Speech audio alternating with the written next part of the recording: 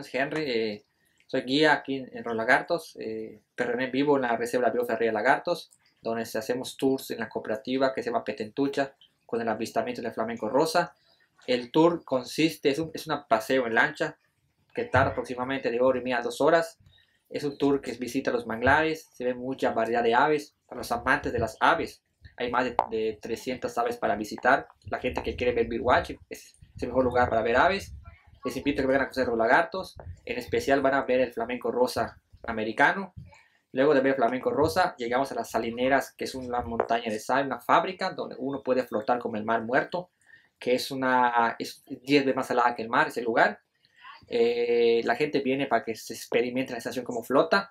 Seguidamente después de nadar, sale después en la orilla y se saca un barro que se llama el baño maya. Es un barro que deja suave y lisa la piel. Es un exfoliante natural. Deja la piel suave y lisa como pompa de bebé.